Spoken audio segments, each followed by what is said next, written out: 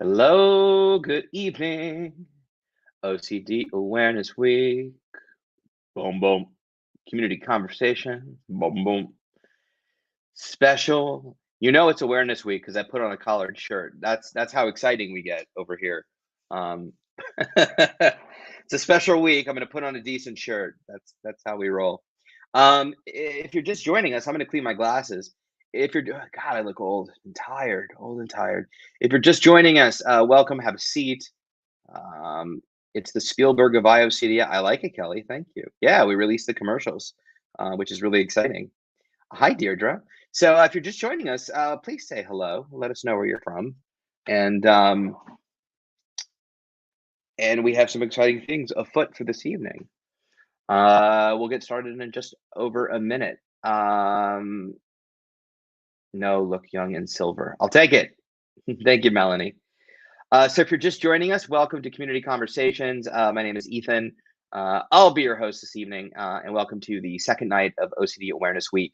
If you're just joining us, please let us know you're here. Say hello, where you're from. Kelly, oh, you're going back to Maryland. You're moving back to the States. That's awesome.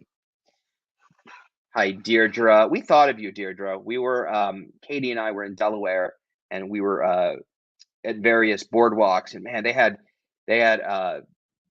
crabs. I'm blanking on the name of the crabs, but they had them everywhere. Hermit crabs. They had the hermit crab cages with all everywhere, all over the place. We were talking about you and how you would go and save them all because those places are a little sketch. Hi, Grover. I'm just south of Atlanta. So Ethan rocks Colorado. I love that's my favorite place. Vanessa in Jamaica. You may be our first live from Jamaica. Welcome, welcome. I just noticed it's 2 minutes after the hour, so let's get started. But please keep saying hello. We have Terry in Australia, Mike in Ohio. Hey, Mike, good to see you. So we've got lots of things going on tonight, including a bunch of giveaways. I will get to all the explanations, but first let's get through all of the housekeeping, as we call it, and then I'll dive in. We'll get to some questions, and I'll tell you what all is going down. Okay. So, welcome to Community Conversations. My name is Ethan. I'm a national advocate for the International OCD Foundation. It's night 2 of OCD Awareness Week, so welcome. I hope you're all having a wonderful week and a happy Monday. This community conversation is intended as educational content and is not intended to replace therapy. For treatment-related questions, please be sure to work with your local provider, contact a local clinician. The IOCDF is not a crisis hotline. If you are in crisis or ever feeling suicidal and unsafe, please go to your local emergency room, call 911 or 988 Suicide and Crisis Lifeline by dialing 988. You can also access online at www.988lifeline.org. As always, we want to create a safe space and be kind and respectful to everyone. At the end of the day, we are all here to support one another. And of note, this broadcast is on several social media platforms and is being recorded, so we can all enjoy it for years to come. Firstly, how is everyone doing tonight? Yay is right. Yay is right. Where in Jamaica are you? Just out of curiosity. Yay is right. Hope everyone is having a great start to their OCD Awareness Week. If this is your first live stream of the week, we're glad to have you here. As always, we'll take questions, we'll do Q&A, we'll hear how you're doing. Tonight will be a little bit different, and they'll also be going over the agenda and what's going on for all the OCD Awareness Week activities throughout the week and the weekend, as well as we have some giveaways tonight, which I will tell you about in just a few minutes, so you'll want to stick around. We've got some cool things to give away. But first and foremost, how are all of you doing? Let me know in the chat. How are you? What's going on? How's everyone feeling? It's been a minute. I know it's been a minute. It's been at least a month since I've seen you all. And I apologize for that. I was out of town on vacation. And then I had a family emergency last couple of weeks. Everything is okay. But Katie and I were away with her family. Her grandfather passed, which is very sad. So we were up there for a couple of weeks taking care of family. Of course, it is worth noting that, you can be very grateful to be in a place of recovery and management of OCD where you can be able to be there for others and support others and help others, even with thoughts or without thoughts. I was very grateful to be in that position where I was able to give back to family and friends and Katie in a way that I couldn't in the past, and even with my own grandparents, because I was struggling and suffering with OCD so much that I couldn't be there in a way that I wanted to be. So it was really nice to be able to give back in a meaningful way. And thank you, Deirdre. I appreciate that. I'm sure Katie is watching and appreciates that as well. So thank you, everyone. I just saw Morgan, mostly good but sick. Is it a cold? Is it a COVID? Is it OCD? I ask myself the same three questions all the time. Um, uh, I'm sorry you're not feeling well, though. Feel better. It's good to see you, Morgan. Um, and thank you, everyone, for their condolences. For your condolences, I really, really appreciate that. So I see exhausted. I see meh, rough month, more than normal. I find this time of year is always kind of challenging. Um, for me in terms of OCD and emotions and everything like that, whether it's the oncoming of the holidays or a variety of factors. I always find this period of time, and I always want it to be magical. Like it's like, oh, it's fall, the leaves, the holidays, family, and it always seems to be a little bit more stressful than I anticipate. Thank you, Morgan. We miss you, and we miss seeing you, and hopefully we'll see you soon, and hope you and everyone are doing well as well. So with that, I'm going to get to what's going on. So first of all, we'll get to questions as always. Thank you, Phyllis. I appreciate it. But little different format than usual. We have 4 giveaways tonight. So if you're here, stick around. We're giving away 3, not 1, not 2, and not 4. With 3. We're giving away 3 $25 e-gift cards to the IOCDF merch store. Shirts, hoodies, stickers, pens, all kinds of cool stuff. So we will give them away every 15 minutes, 7:15, 7:30, and 7:45. And then at the end of the stream at 8, we'll be giving away a free online OCD conference registration. So you can attend the live online conference the free online OCD conference, free. It's not free. You have to pay. This is free if you win this. Normally, we have really creative ways that you can win these questions, trivia. Because the last few weeks were so hectic, we don't have any creative ways. I will explain to you how to do that, and we are going to pick randomly, which you will be able to see live. So everyone gets a fair shot, and so yeah, so we're excited. So yeah, there we go. Every 15 minutes. Thank you, Skyla. So looks like we have a little bit of time before our first drawing. And thank you. I appreciate that, Lynn. I'm going to explain to you, for those of you that are already here, how it works so you can already get set up. So what's going to happen is we're going to write a phrase in the comment section. Each of you that is interested in being in the drawings will write this. I'm thinking you can only win one in terms of the gift card, but everybody can win the free registration to the online conference. With that, you're going to write in the comment thread, whatever platform you're on. Skyla will put this up on the screen. Hashtag recovery is possible. So write that. It's all reversed on this. Write that in the comment thread. And when you do, we'll be able to grab your comment and enroll you, and put you into the drawing, which you will cite. Perfect, Melanie. Great example. Melanie nailed it. So write hashtag recovery is possible in the comment thread. Perfect. And we'll just load it up, and then you're good for the night. Whether we do the 1 drawing, 2 drawing, or 3 drawings, you are set. What's up, Nikki in Dublin? If you're just joining us, I'm talking about giveaways. We may not get to anything interesting in terms of talking tonight. You spelled it wrong. Oh, Melanie, recovery. Oh, you did. No, you didn't. Wait, recovery is possible. Anyway, if you're, oh, Deirdre did. So yeah, make sure you spell it right. Recovery is possible. One word, hashtag recovery is possible. And that will put you in the drawing for all the drawings tonight. So you just need to do it once. If you're just joining us, we're doing tons of giveaways tonight. IOCDF merch giveaways, $25 gift cards. And at the end of the night, a free registration to the online OCD conference. So the way you enter the drawing is type in the comments hashtag recovery is possible, and that will enroll you, and we'll show you how it works at 15. So if you haven't done that, go and type that. If you're just joining us, I will remind you just before that you should do that, and we'll go from there.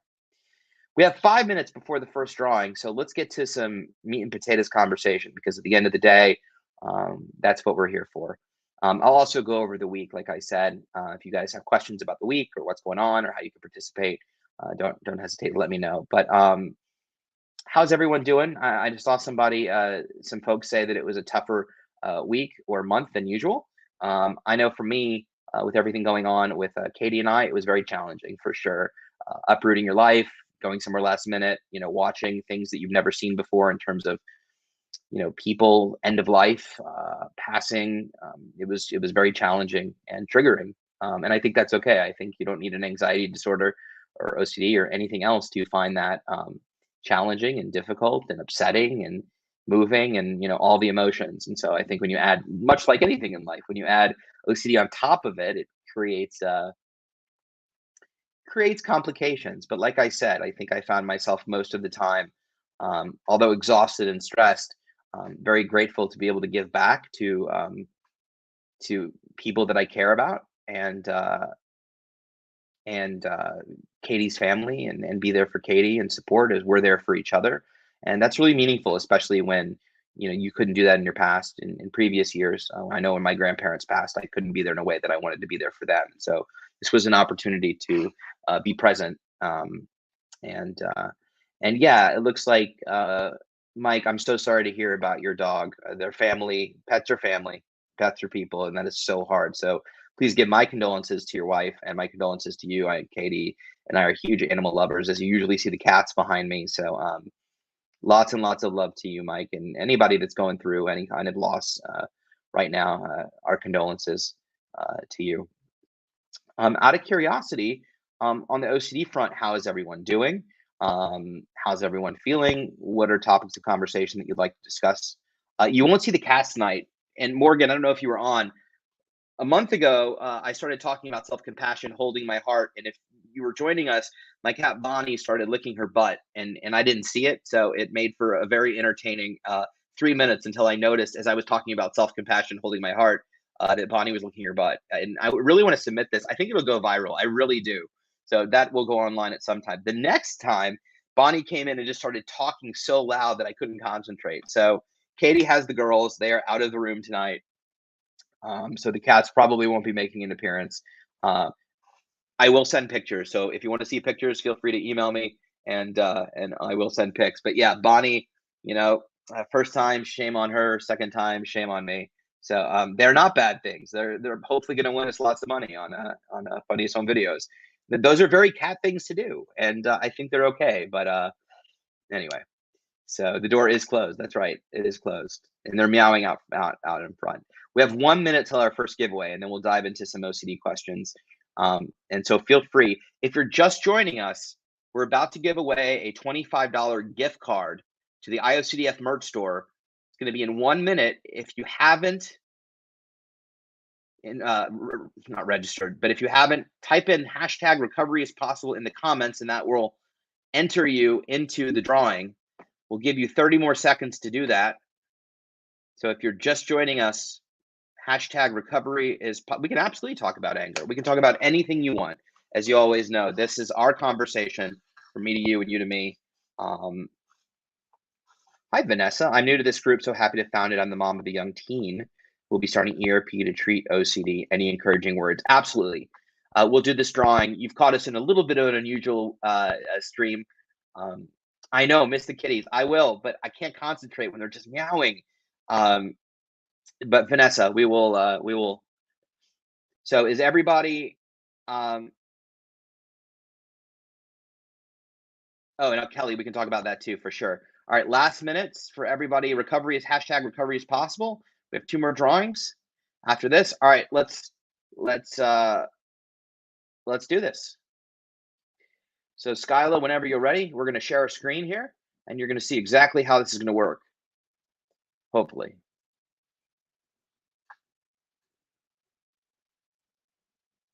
Skyla, is it something I'm supposed to do? Here we go. Okay. So see, that's the word. And we have 25 entries. So in 3, 2, 1, we're going to hit draw and we'll pick a winner. 3, 2, 1, draw. This is exciting. We also have all the faces, the names. It's cool, right? Hey, and our winner is, oh, it's still going. Okay. Hey, Tina Lien. Then I saw Tina Alien. 10 Alien. Either way, congratulations. You won our first $25 gift card. All winners, you can email shop@iocdf.org. We'll put that in the live in the chat.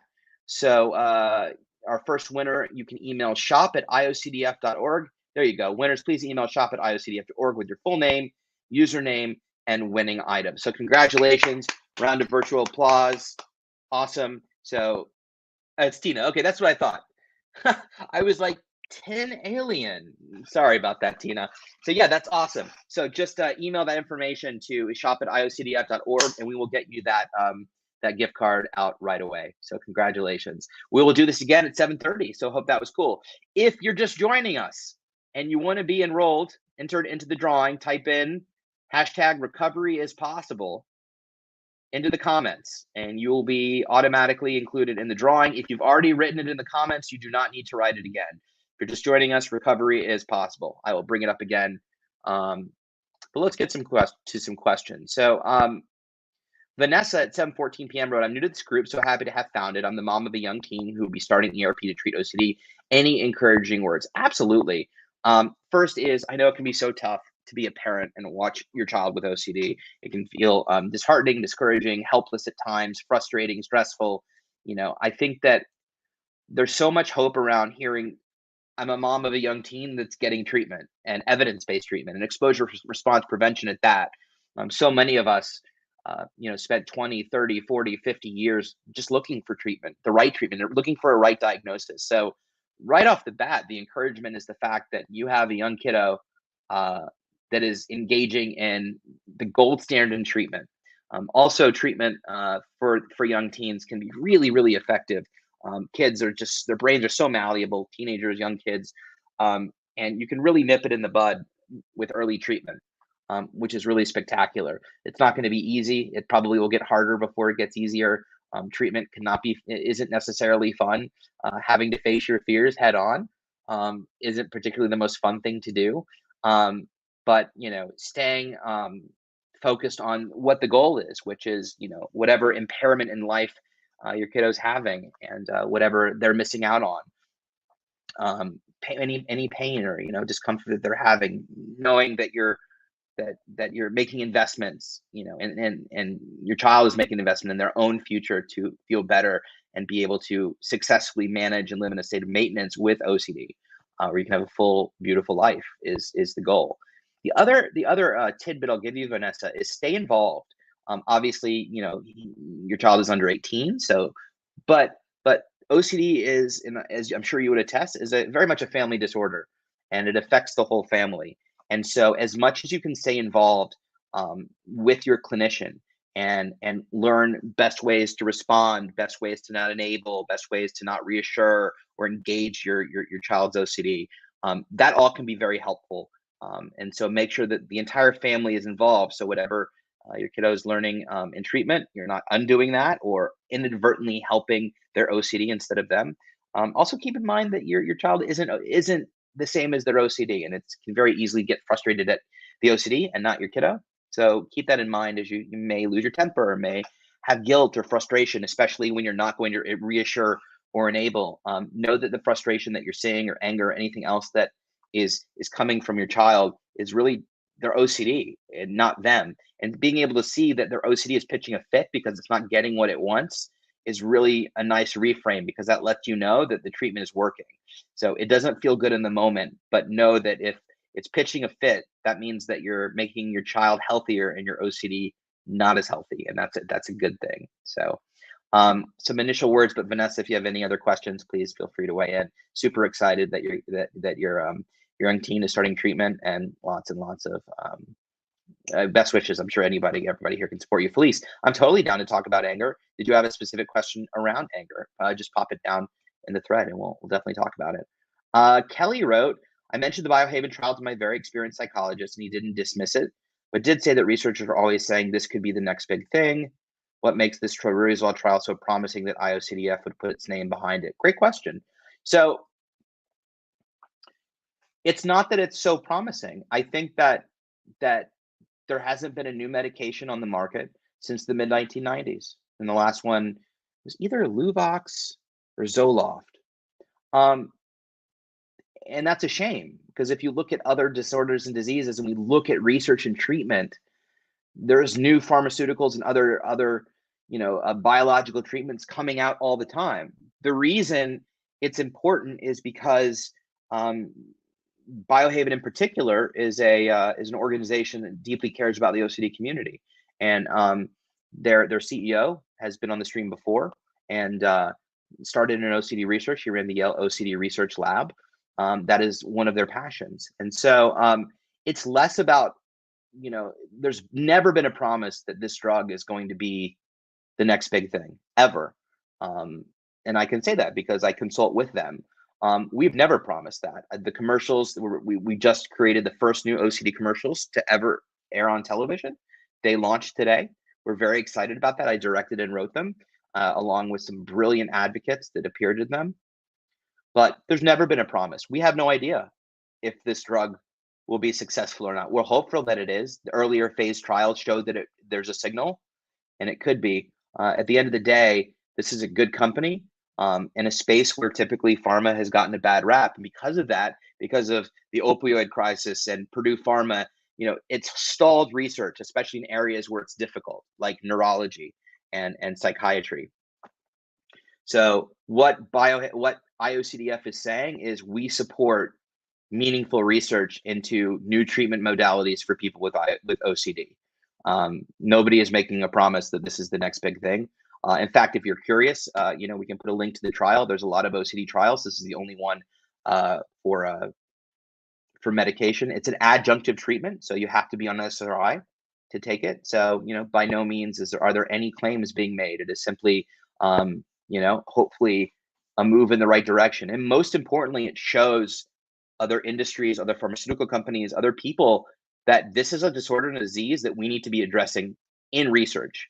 This is a company that's putting hundreds of millions of dollars into researching this drug. And hopefully that sends a message to the rest of the world, insurance companies, providers, clinicians, psychiatrists, researchers, science, to say, this is something serious that we need to take seriously and pay attention to.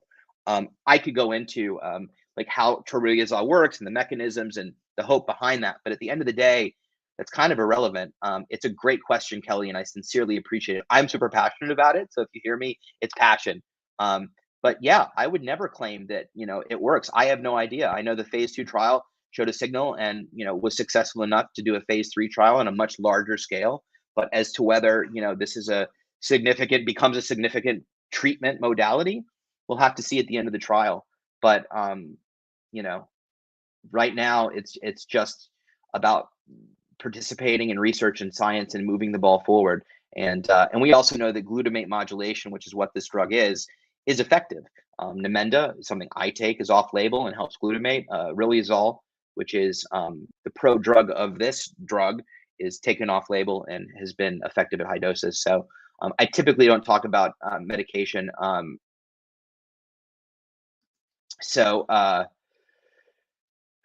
I typically don't talk about medication, but it is worth saying that, it's less about, obviously everybody wants the medication to work, but by no means is anybody making any promises. At the end of the day, hopefully this is the first step and many, many steps to get more options on the market for individuals with OCD, hopefully all the way to cure. So I appreciate your question, Kelly.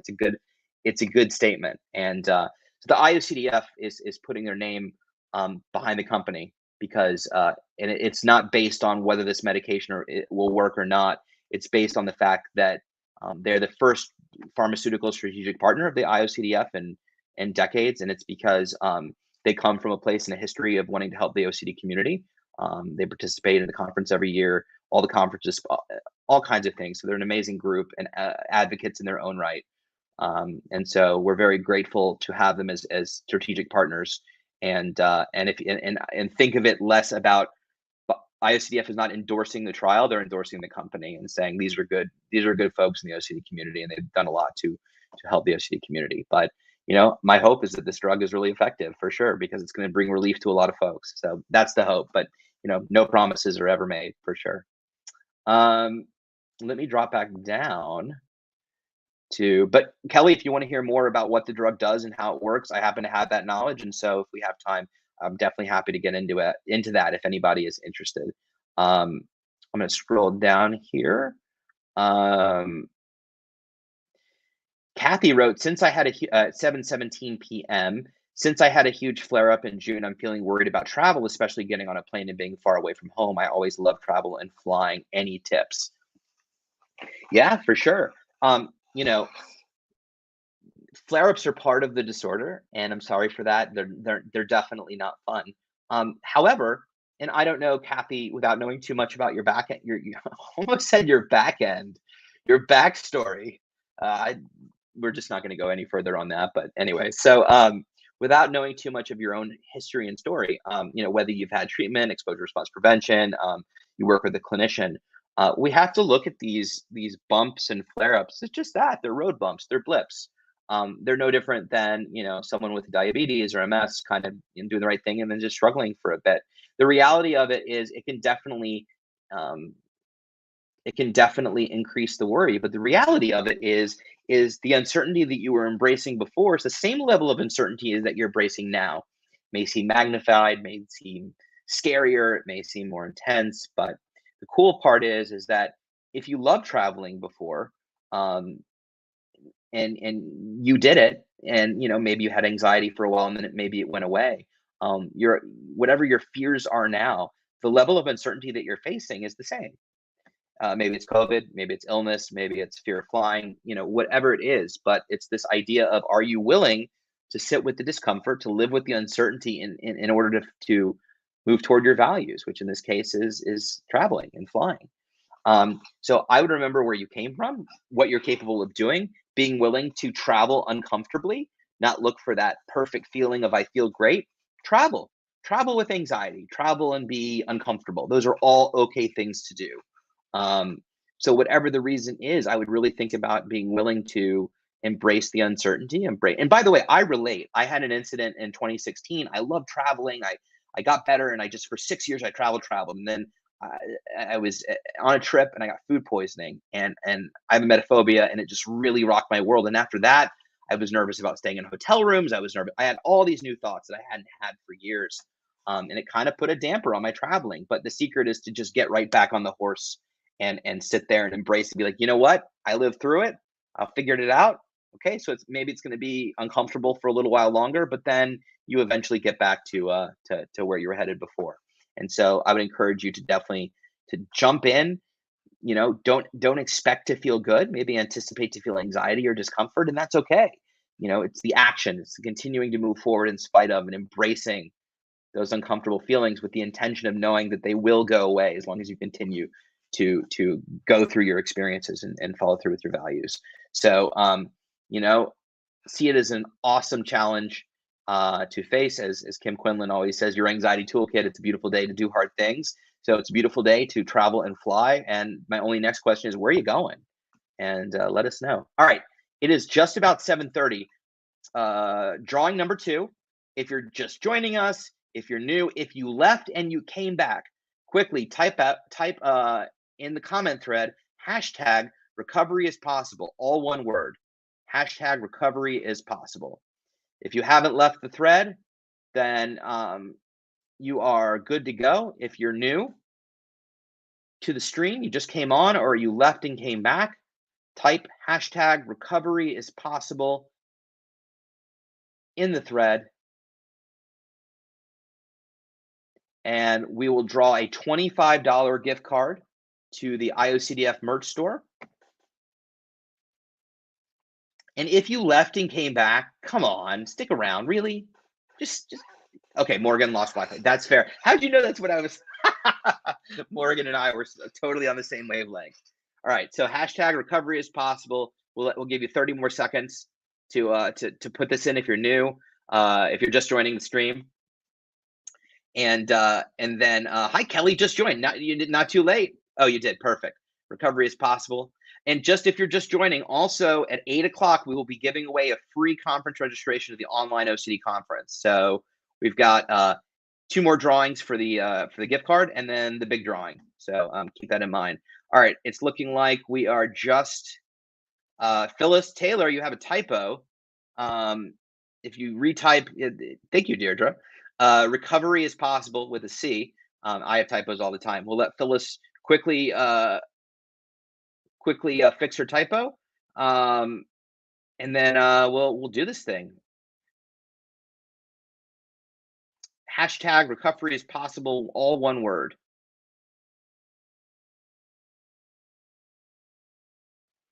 And if you missed this one, we've got one more coming up.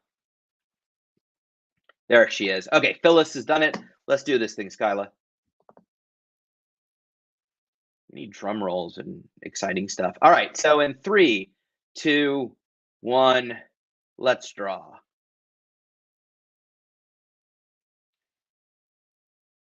And the winner is, hey, Justin Mello. I hope I got your last name right. Justin, congratulations. You won a $25 gift card to the IOCDF merch store. If you email, she'll put it up, email your full name, username, and winning item, which is the $25 gift card to the merch store, to shop@iocdf.org. We'll hook you up with that merch, with that gift card. You can t-shirts, hoodies, pens, stickers, all kinds of good stuff up there. So congratulations.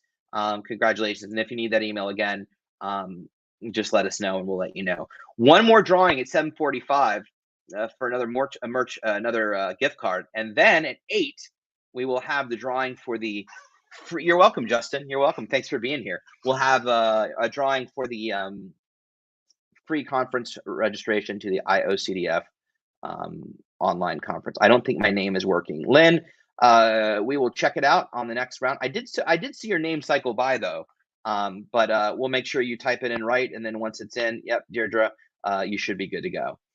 Let me try to find my place again, where I was in the questions. There's Kathy. Okay, so Kathy, thank you, Nikki. Appreciate. Yeah, Katie lost her grandfather last week, and so we were up there with family, and wasn't fun, but it's okay. Chris, 7:18 p.m. Is there any chance you can speak on existential OCD and potential exposures? Sure. So, not a clinician, not a therapist, just lived experience. But I know existential OCD can get tricky because the content is existential. It asks a lot of questions about extremely deep existence and what ifs and almost philosophical. So it can feel more difficult to treat. In reality, the exposures and the effectiveness of the exposures are just as good as any other subtype or symptom of OCD.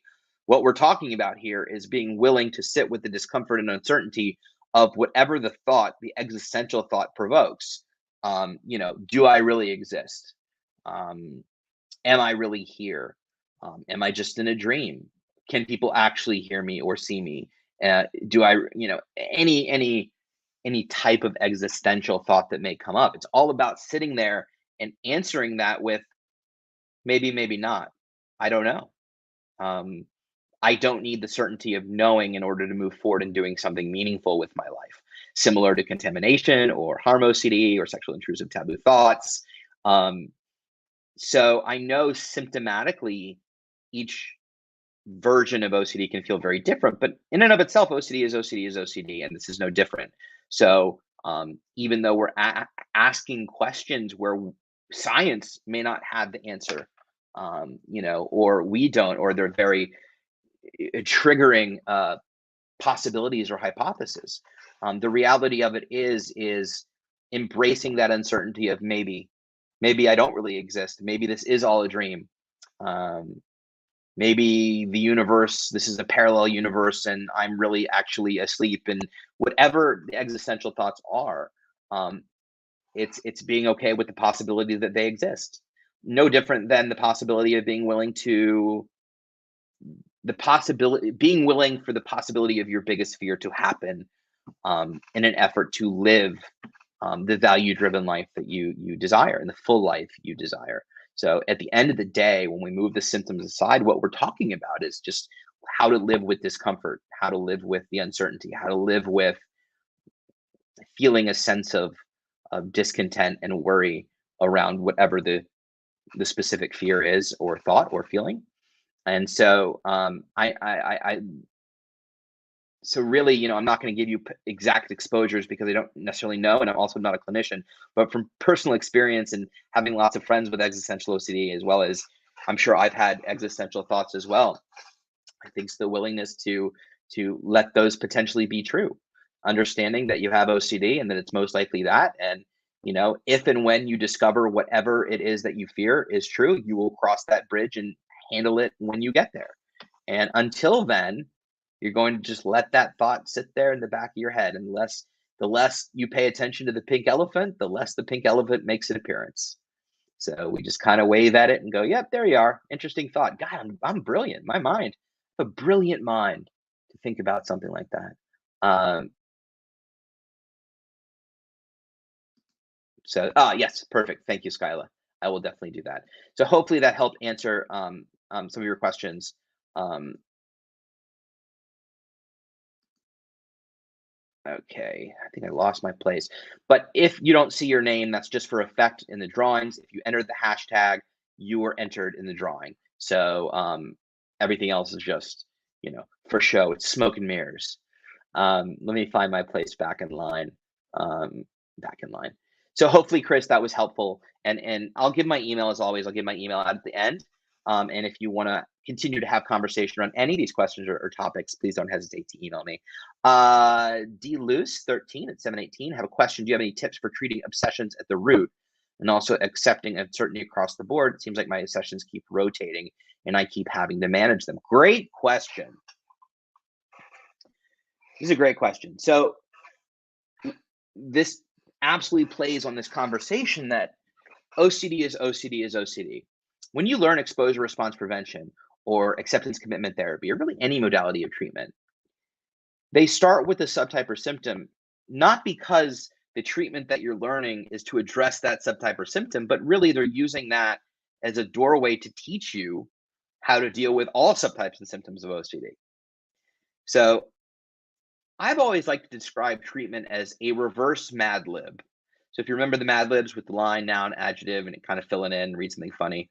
So I've always imagined ERP as a reverse Mad Lib where the whole Mad Lib is instructions on doing exposure and response prevention. It's the treatment. And then there's one blank in the middle, and the blank is your symptom. So you plug in your symptom or subtype, but the treatment in and of itself doesn't really change. So the first thing we have to look at is, what do all of these symptoms and subtypes have in common? Well, they're all about wanting certainty. They're all about a struggle around sitting with doubt that one of these things may happen, or I may feel this way, or that thing that happened may happen again, or that thing that didn't happen may happen, or any of those things. But at the root, to your point, the root is the inability to sit with certain levels of uncertainty and being willing to live with uncertainty in an uncertain world. The only I always say, and y'all know this, I always say the only thing that is certain is that if you continue to engage in compulsions, your OCD will get worse, and that is 100% certain. So the root, regardless of the subtype, regardless of the symptom, is being willing to, as Reed Wilson says, sit with attitude, stand with attitude, move forward in embracing this uncertainty. Now, I know you hear these terms like embracing uncertainty and sit with the discomfort, and I would imagine I don't need to imagine. When I heard that, I was like, I don't even know what that means. What does that mean? Um, what it means is take a risk. It means take a risk. Be willing to move forward in your life afraid or scared or uncomfortable with the potential that your fear may happen, but do it anyway. Like when you get in a car to drive, but you know you can get a car accident, or when you cross the street, you know you can get hit by a car, but you still do it anyway. Why? Well, because there's a chance, but it's small, and you want to live a value-driven life. So the root of OCD is the inability to sit with uncertainty, to experience doubt. So whatever the obsession is, whatever the symptom, subtype, the idea is to refrain from doing the compulsion. Live, sit, breathe in the thought, let it be there. Don't fight it. It's like those, do you ever have those Chinese torture fingers? And right, the more you pull and push, the tighter it gets. It's like quicksand, the less you fight, you can escape. Living an uncertain life is a beautiful way to live, and it's something that I will continue to try to do my entire life, sometimes successfully and sometimes not successfully. But this idea of understanding that at the root of all of these symptoms and all of these subtypes and all of this is, one, OCD attacks the things that you care about most. Two, it does that to suck you in. And three, are you willing to feel uncomfortable? Are you willing to sit with the thought? Are you willing to have the thought be there in an effort to move toward your values and live a full life and not protect against the thought? Sit with the feeling of irresponsibility that comes with not compulsing, meaning I'm irresponsible for not paying attention to this thing that I'm feeling because it could mean something, or this thing I should be doing because if I don't, it means something. We're not sitting with it because we want to feel it the rest of our lives, or we're going to. We're sitting with it. We are embracing it. We don't have to like it, but we're going to be okay with it because we know that if we do this over and over again, that we start to feel better. The thoughts start to dissipate. The loudness of the thought starts to get quieter. And the less we can pulse, all of these things start to get smaller and smaller and smaller and smaller. So the root is uncertainty, which means that the silver bullet, and we all want a silver bullet, the silver bullet is the acceptance of uncertainty in our lives, which we do. Think about all the things that your OCD doesn't attack. And think about what uncertainty you accept within those things. Like I said, getting in cars, driving, working. Did you ask someone out on a date? Could they say no? I mean, the world is full of uncertainty. Now, because OCD attacks the things that we care about most, things that we value most, well, we can't ignore that because I care most about my life, other people's lives, my family's lives, my kids, other people's kids, job. It attacks our values. So, the key to this thing is recognizing it for what it is. Recognize the wolf. It's not a sheep. Even if you see a sheep, know it's the wolf. Accept the fact that that's what it is, and then be willing to sit with the uncertainty. And by sit, I mean move your ass. Move your ass forward in a meaningful direction towards the things that you love most. Be willing to be uncomfortable. Be willing to not feel good. Be willing to cry. And know, though, that you're doing all of this in an effort to, over time, feel better and have all of this not be your life. Meaning you will not have to work this hard for the rest of your life. You're going to put in the work now. And when you have a flare-up, you might have to work a little harder for that day, week, or month. But guess what? It's a blip and it goes away and you get back to where you were. I could talk on this for 7 hours. There's a lot of good conversation around sort of the root and why, starting with the subtype and symptom is important from an understanding position, from a dealing with stigma position, from an introduction into the treatment position. But once you understand the basics, OCD is OCD. 7:45, it's time to do another drawing. If you're just joining us, there's a lot of comments. I apologize if I don't get to them, but if you're just joining us, please write in the comment #recovery is possible. Recovery is possible. If you've already entered, you don't need to write it. If you're just joining us, we'll give you 2 minutes, maybe one, to write in the recovery is possible. We are doing a drawing. This is our last drawing for a $25 gift card to the IOCDF merch store. So recovery is possible. #recovery is possible. Carol, you did a T instead of an R in recovery. Again, if you've already entered, no need to enter again. If you're just joining us, go ahead and enter #recovery is possible. Again, you want to be here at 8 because we will be giving away our last giveaway for the evening, a free online registration to the online OCD conference, which is really cool. There you go, Carol. You're all set. All right, a few more seconds.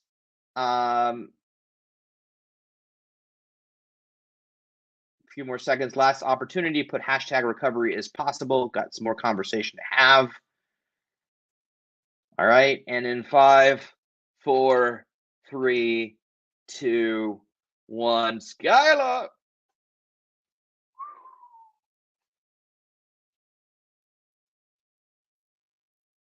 All right, here we go.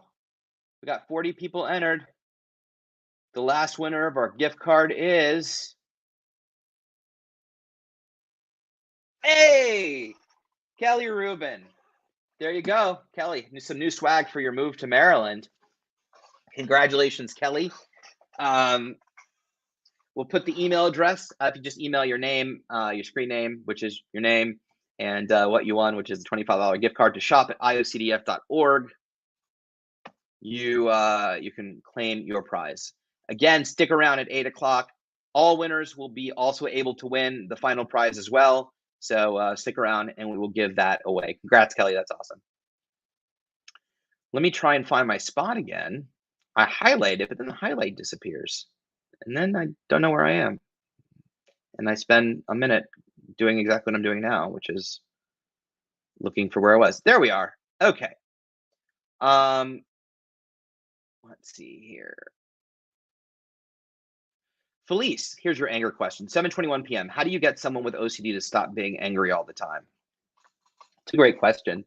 That's a tough question. From my own personal experience, I mean, the first thing is, OCD is debilitating and it gives you a lot of reason to be angry. There's also a lot of coinciding between the emotion of anger and OCD. And there can also be other behavioral things in place that can be going on. So kind of have to sometimes differentiate if there's something also a comorbidity. But let's just assume, in my perspective, Felice, is that treatment, hope, understanding that you can get better, and that there is a path forward. I think anger comes from frustration. I know when I don't have a path with anything, I get frustrated and angry. When I can see a clear path, even if I have to work hard at it, I'm definitely less prone to getting angry. And we've suggested doing live streams on anger and OCD because obviously they're they exist many times together. I don't know that you can stop anyone from feeling anything, when it's not you. But I think compassion, education, love, sincerity, support, helping folks feel they're not alone and that there is a way forward can help. You may be thinking, yeah, but they're angry. I could never get through to them. And, in which case, thinking about different approaches, whether it's a video, an email, something written where you're not confronting, think about how you're approaching that individual, how you're talking to them. It may be in a way that is triggering to them when you don't realize it, nor are you intending to be triggering, but it might be triggering.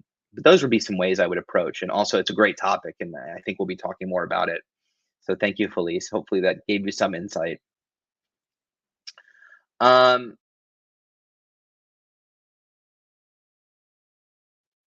Okay, Katie wrote at 7:22 p.m. Newer to the group, and our son was diagnosed at 10 with OCD and intrusive thoughts. And once we received the diagnosis, he rocked the ERP therapy. With the right dose of meds, within a year and a half, he has eliminated all of his rituals, and as a family, with his strategies, he continues to maintain how he handles his anxiety. He's become huge in the performing arts area and has been offered a scholarship to high school based off his performances. First of all, this sounds like my story. Had I gotten treatment when I was a teenager, that's awesome. I hope everybody reads that. And um, to the first question that I answered about her young teen engaging in therapy, I hope this is inspiring to you. This is awesome and fantastic. And yeah, when you fully surrender, treatment can be really phenomenal. I love hearing this as somebody that was an actor, professional actor, and still in the arts and in the industry. I love hearing this. I did theater growing up in high school, and I know for me, anxiety and OCD really hindered it for me, really made it difficult. And the fact that there's kids getting diagnosed and treated where they don't have to almost not graduate high school or not drop out of college like I did after 3 months. I mean, that is everything. So thank you, Katie, so much for sharing your story. I hope everybody can read that and hear that, help and hope is possible. And that's just awesome. So thank you for sharing. I absolutely love that. That makes me so happy. I'm just scrolling down here.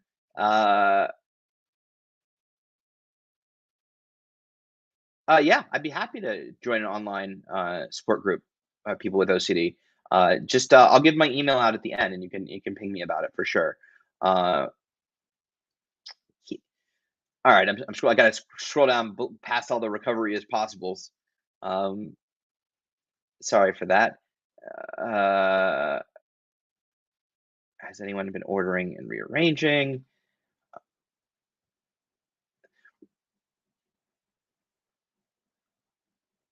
Okay.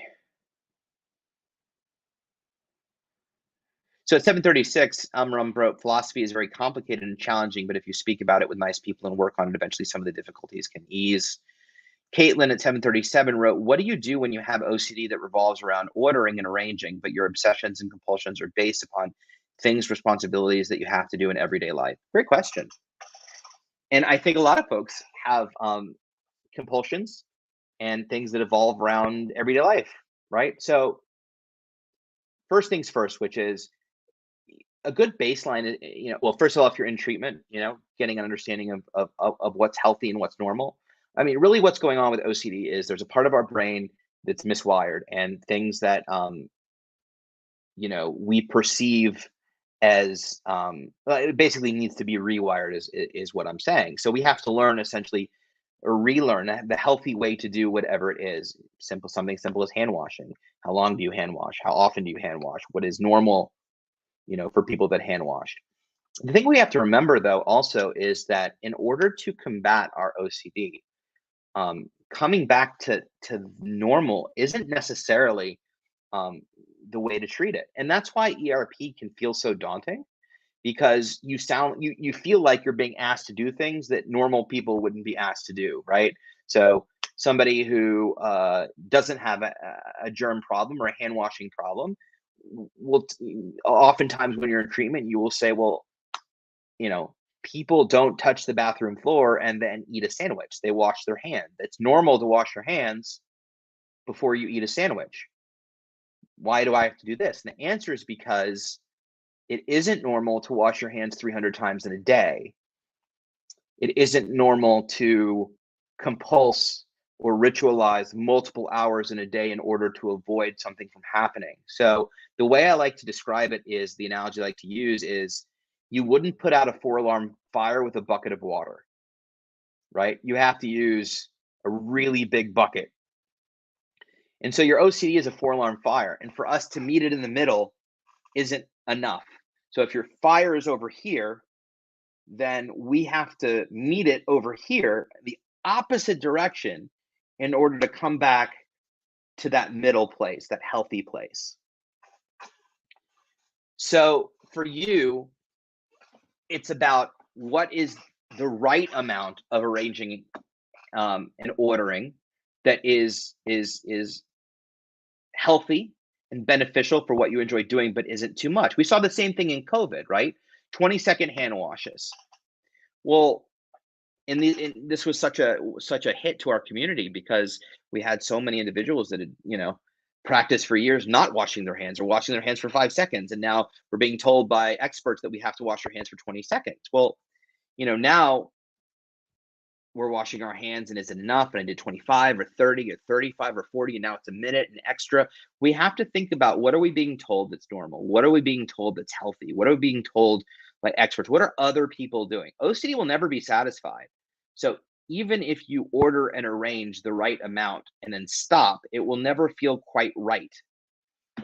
So for you, understanding and getting an idea of what healthy looks like for you, what doesn't take up your time, what doesn't eat away at your values. And obviously a great way to do this is not only to, ask individuals that know you and that you trust, but a clinician to sit there and say, look, putting your clothes away should take 10 minutes. I'm making that number up, but I'm just saying putting your clothes away should take 10 minutes, no more than 10 minutes.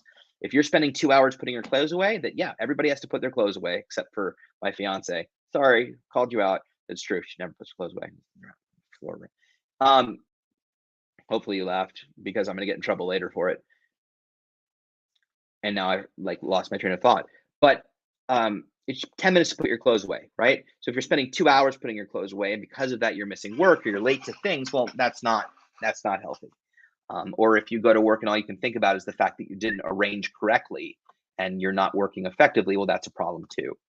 And so, an ERP could look like, we're going to put your clothes away in 20 seconds and your closet's going to look like a mess, right? And we're going to sit with that discomfort and work our way back up to what that right time may be.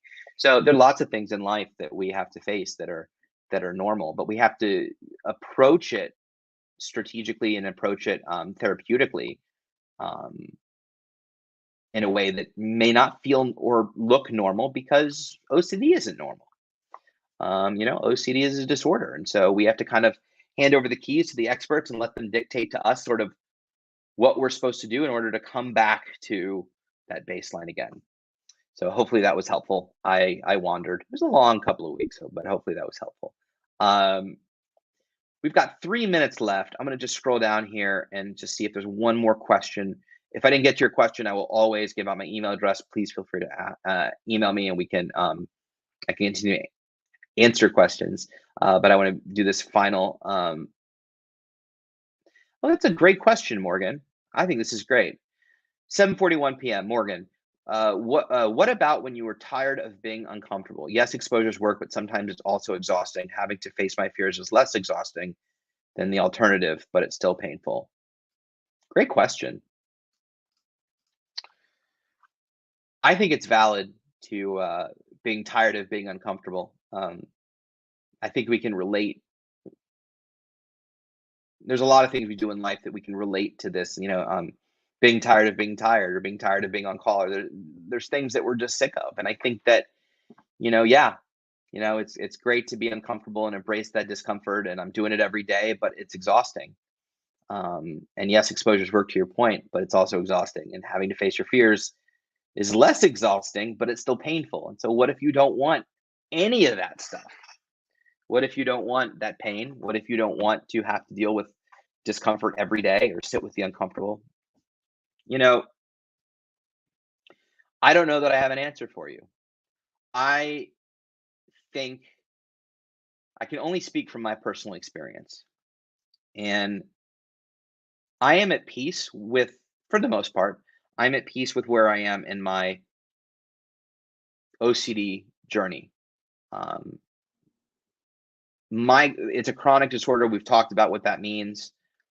I feel like, even though it's chronic, from where I was, if this is chronic, I'll take it, because I'm living, and that's a great thing. I'm sure I get tired of being tired, and I get tired of being uncomfortable, and I wish things weren't the way they were at times, but I'm so at peace with where I am in my own journey, and the amount of times that I'm not uncomfortable, the amount of times I don't have to work as hard, or the times that I don't have to do exposures because I'm not experiencing, OCD. And I think you nailed it too. I mean, having to face your fears is less exhausting, but it's still painful. But I think we can look at so many things in life and say the same thing. Working 60 hours a week, taking care of kids incessantly. There's there's so many aspects of life that are just constant where we would love a break. Um, I don't know that you get a break, but I think you can make the most out of it. I don't want to sound toxically optimistic. Um, but I think it's a very fair and valid question. The only other thing I would add to it is I think there's always room for improvement, myself included. There are lots of things that I can work on with my OCD where I probably give in, probably engage in a compulsion, probably. And I always want to say to somebody, including myself, is there a place I can surrender a little bit more? Is there a place I can let go of the rope a little bit more? I think the fatigue comes from that slight inability to let go, that friction that we're creating by holding on that little bit extra. Um, and are there places where we can really be willing to feel bleh? Because over time that does turn into feeling good, feeling and having a full life. And so I always like to reflect and encourage others to reflect and think about, you know, what you're doing and is there places to improve and really just surrender to the process. And I know that means more uncertainty and more fatigue and more discomfort, but I know that consistency within those places yields freedom from OCD. I've had it. I have experiences of it. Um, as I've explained to most of you, this year has been tougher than other years for me. OCD, anxiety, a lot of stuff. I don't know that it's anything that I'm doing wrong. Maybe I need to be fighting harder. Maybe I need to self-reflect. But I do know that I have experienced the outcome of fully surrendering to OCD, and it was forced upon me in my own journey. But therein exists a very powerful um, treatment modality when you really surrender and let it go. And when you do it consistently over time, more good days than bad, which is always what I strive for. And so, yeah, that's a great question, Morgan. I wish I had a more specific answer to that. But hopefully you found that interesting. With that, I'm going to go through. I know it's mean, but I'm going to go through what's going on the rest of the week, and then the very last thing we'll do is the free giveaway. Um, so, first of all, if I didn't answer your questions, thank you so much for asking. I know we got a little behind with these giveaways. Actually, to get us prepared to draw, we'll put it up one more time. Now, this is a drawing for a free registration to the online OCD conference in November. If you're just joining us, if you left and came back, whatever it is, or just go ahead and write in the comments, #recovery is possible. I'm going to go ahead and read what's going on, but everybody who's watching right now, #recovery is possible if you want to be entered into the drawing. Have you stumped Ethan? Really, Morgan? A little bit for sure. Okay, so recovery is possible. Go ahead and load the comments. And while we're doing that real quick, obviously want to thank Skyla and the IOCDF for making this possible. Real quick, this week is very busy. This week is the theme is Road to Reclaiming Your Life. We've got activities each day that focus on that. I think today was a day of something, but clearly I didn't talk about it, but that's okay. Okay, so what's going on this week? Tomorrow, October 11th, we have OCD Experts Fireside Chat live stream. This is with experts and clinicians from Stanford University, Department of Psychiatry and Behavioral Sciences. Liz McInvale and Chris Tronson will be panelists. That's at 8 p.m. Eastern. I gave the keynote at Stanford last year, and it's great. Their program is awesome, so you'll definitely want to tune in.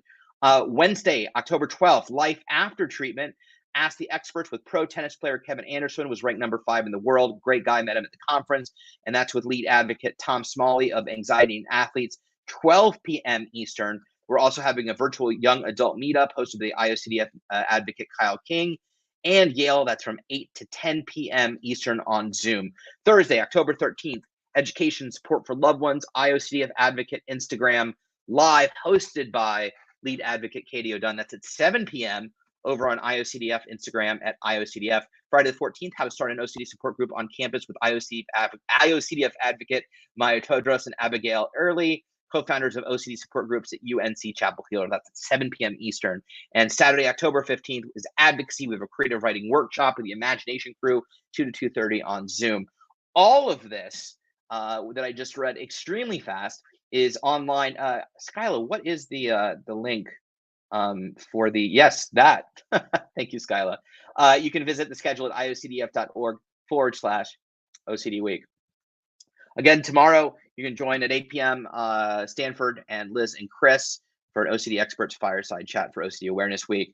There are more walks happening this month for 1 million steps for OCD. You can visit iocdf.org/walk to find a walk happening near you and join us as we embrace uncertainty one step at a time. Finally, registration for online OCD conference on November 4th through 6th is now open. You can visit OCDonlineconference.org to learn more and register. As long as we're here, let's go ahead and roll off the drawing, and then I'll finish up. So one last minute. If you haven't typed in recovery is possible, hashtag recovery is possible, do it now. This is for a drawing to the very online OCD conference that I just named, November 4th through the 6th. Let's go ahead and do this, Skyla.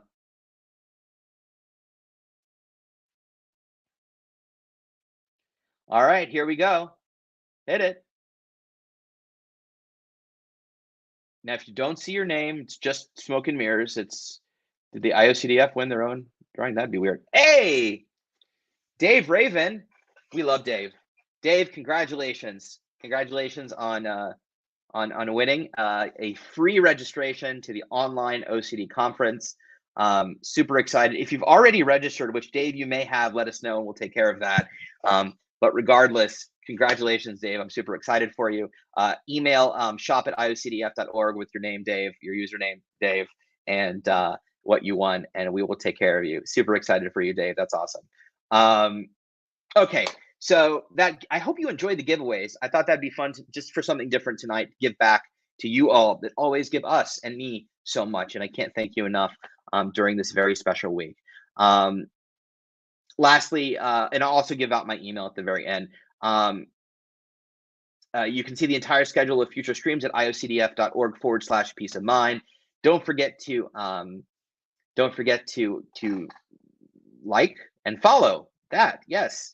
Remember to subscribe. That was the word I was looking for, to get notified of when the live streams are scheduled. As always, if you need resources, don't hesitate to visit iocdf.org. Finally, if you have questions, you're welcome, Dave. If you have questions, comments, topics, if you agreed with what I said, if you disagreed with what I said, Morgan, don't hesitate to email me. You can email me at justethan@iocdf.org. And I'm the only one that sees that email. I'm actually caught up on my email, so now's the time. You'll get answered at least in 2 weeks. But email me, and that is a private email, and only I see it. So finally, it's good to see everyone. Have an amazing, amazing, amazing OCD Awareness Week. If you haven't, online on social, you will see the new commercials. I wanted to show them tonight, but we ran out of time. They're the first ever OCD commercials to ever be on the air. We've got 9 commercials coming out over the next 6 months. The first 2 have released this week. It was an honor and privilege to write and direct them, and I was just a tiny part of amazing individuals and advocates that flew out to LA and worked with me. I couldn't be more humbled and thankful to everyone, and hopefully, this is just the beginning of raising awareness. So many people are doing amazing things at raising awareness, but hopefully this is just another thing that we can do to reach as many people as possible and let them know they are not alone. With that, thank you for spending your Monday evening with me. Have a wonderful night. Stay safe, stay vigilant, feel the feels, don't let OCD off the hook. And we'll see you 2 weeks from tomorrow. It's always usually Tuesday night, so probably not next week, but the week after. We'll see you Tuesday night, 7 p.m. Have a great night. Bye-bye.